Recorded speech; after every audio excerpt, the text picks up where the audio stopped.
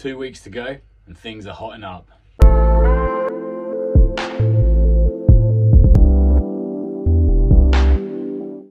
It's been a good week or so. It started with strength and conditioning on Thursday, followed by a 5x5 minute run on Friday, and I gently progressed the pace of each interval from very easy to easy. So nothing outstanding, but it's just nice to start moving up through the gears a little bit and not feeling any negative feedback from the injury. Saturday was more stretching, followed by a stag do.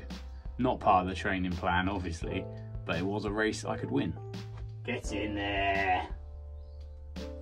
Sunday was a rest day, and then I got back into things last Monday with 4x7 minute intervals, again just gently progressing the pace as I moved through each interval. And that was the last of what could be classified as my rehab runs. So with that, on Tuesday I had a 25 to 30 minute run on the slate, but that marked the first time I've run continuously for more than a few minutes in several weeks now. Coincidentally, a local race organiser needed a 25-minute pacer for a 5k event, and even I can do the maths on that and figured out that 5k divided by 25 minutes is a nice round 5 minutes per kilometre. So I saw an opportunity to kill two birds with one stone and stepped in to provide the pacing. I've never paced anything before, so I was a little bit nervous because I obviously didn't want to mess up someone's PB attempt if they were going for a sub 25 for the first time ever. But I kept an eye on my watch and came in bang on the 25-minute mark, although the KM splits will tell a slightly different story in terms of consistency. Even at a gentle speed, I found pacing consistently from kilometre to kilometre really tricky, and in the end there was a 10-second or so, maybe 15-second swing between my fastest and my slowest kilometres. GPS though, innit? What are you going to do?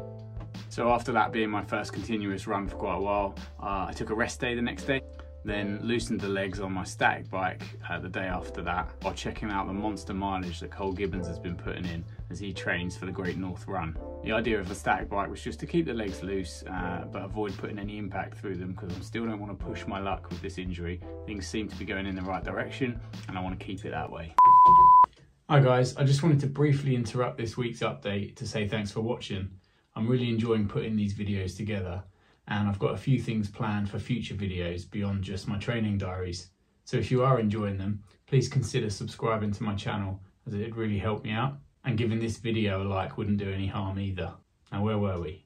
So that brought me on to yesterday, where I ran along for a while at a fairly comfortable pace before nudging it up to I guess my steady pace range, just for a kilometre to see how that felt before I took on any strides. Felt absolutely fine. So I gently accelerated into each of 5 15-second strides, and again that felt great, but not as good as nature's ice bath. So we're now only 2 weeks away from race day, and although I feel a lot better about the injury, I know that any decent work I put in between now and then will be too late for me to benefit from the training adaptations in time. So the plan between now and then is to get in some short intervals at speed, just to remind my legs what it feels like to be going at that sort of pace, and just make absolutely certain that I'm not going to do myself any further damage. With that in mind, there's not going to be much more to report between now and race day, so the next video in this series is going to be my race summary. What do you think, champ? Do you like my chances? Ronnie's staying tight-lipped on the issue, but I think he backs me. So yeah, please subscribe to the channel to make sure you don't miss the race day summary, and give this video a like, and thanks for watching.